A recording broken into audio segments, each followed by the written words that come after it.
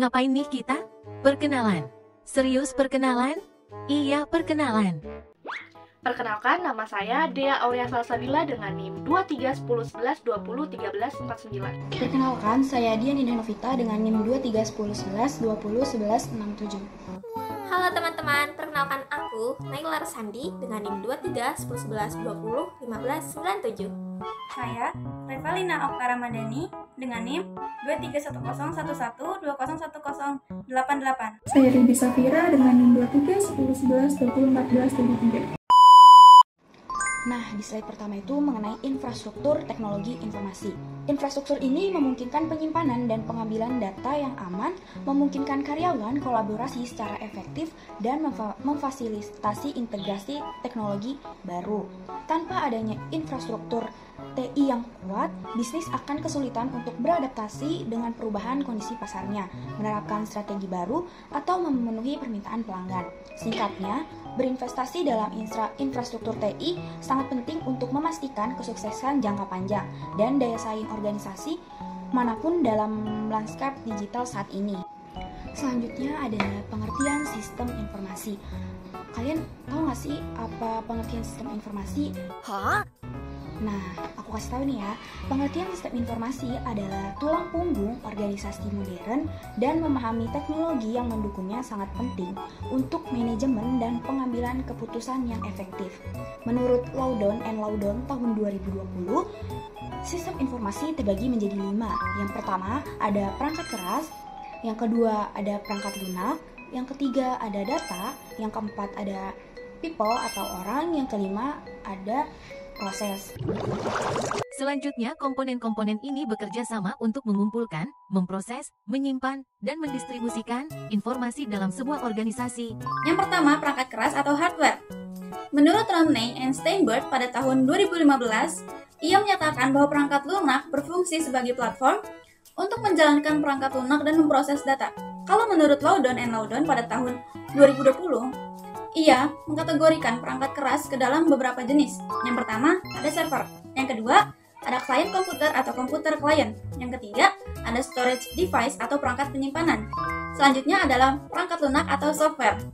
Perangkat lunak terdiri dari program dan aplikasi yang mengatur perangkat keras dan memungkinkan pengguna untuk melakukan aktivitas tertentu termasuk manajemen data, pemrosesan transaksi, dan juga pembuatan laporan. Kalau menurut Reynolds pada tahun 2012, ia mengklasifikasikan perangkat lunak ke dalam 2 kategori utama. Yang pertama, ada sistem software perangkat lunak. Ada application software perangkat lunak sistem. Yang ketiga, ada computer network atau jaringan komputer. Jaringan komputer adalah teknologi penting yang memungkinkan perangkat dalam sebuah organisasi untuk terhubung dan bertukar data. Loudon and Loudon tahun 2020 menjelaskan bahwa jaringan komputer memiliki 2 komponen utama. Yang pertama ada local area network atau jaringan area lokal. Yang kedua ada wide area network atau jaringan area luas. Yang keempat ada cloud computing atau komputasi awan. Cloud computing adalah teknologi pendukung yang semakin penting dalam sistem informasi kontemporer. Menurut Gartner tahun 2021, cloud computing menawarkan fleksibilitas dan skalabilitas yang signifikan bagi organisasi. Cloud computing menyediakan 3 model layanan utama. Yang pertama ada software sebagai layanan.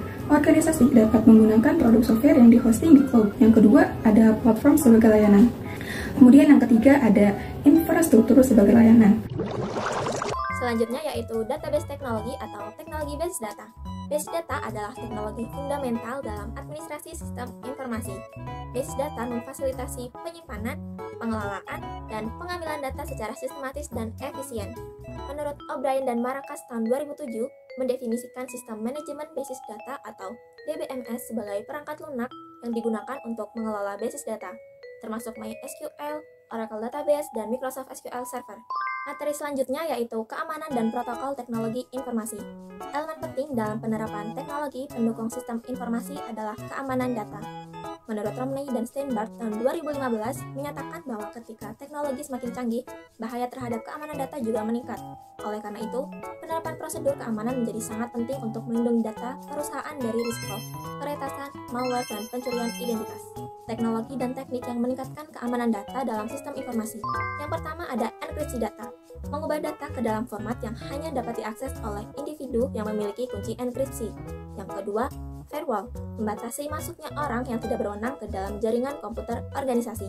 Dan yang ketiga, ada autentikasi multifaktor atau MFA, meningkatkan keamanan dengan mewajibkan pengguna untuk mengonfirmasi identitas mereka melalui beberapa metode autentikasi. Nah, yang selanjutnya ada tren teknologi yang sedang berkembang.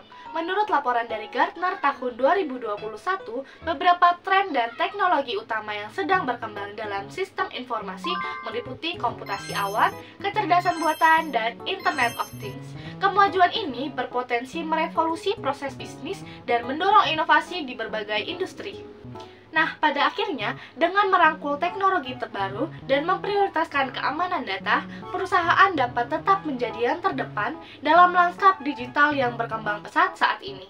Pendekatan proaktif ini tidak hanya menumbuhkan keunggulan kompetitif, tetapi juga membangun fondasi yang kuat untuk pertumbuhan dan kesuksesan yang berkelanjutan. Nah, udah kesimpulan aja nih. Jadi, kesimpulannya, sistem informasi akan terus memainkan peran penting dalam membentuk masa depan bisnis di semua industri. Karena teknologi terus berkembang dengan cepat, organisasi harus beradaptasi dan merangkul kemajuan baru agar tetap relevan dan kompetitif. Hal ini mungkin melibatkan penerapan kecerdasan buatan, pembelajaran mesin atau teknologi blockchain ke dalam sistem informasi mereka untuk merampingkan proses dan meningkatkan kemampuan pengambilan keputusan. Dengan memanfaatkan alat-alat ini secara efektif, perusahaan dapat memperoleh keunggulan kompetitif yang signifikan dan mendorong pertumbuhan di era digital. Kesuksesan organisasi di masa depan akan sangat terkait dengan kemampuan mereka untuk memanfaatkan kekuatan sistem informasi dan memanfaatkan teknologi untuk mendorong inovasi dan pertumbuhan. Alhamdulillah dah kelar. Alhamdulillah. Gimana editan kita? Red 1-5. Pamit dulu, bye-bye. Thank you everyone! Thank you Elmar! Boom!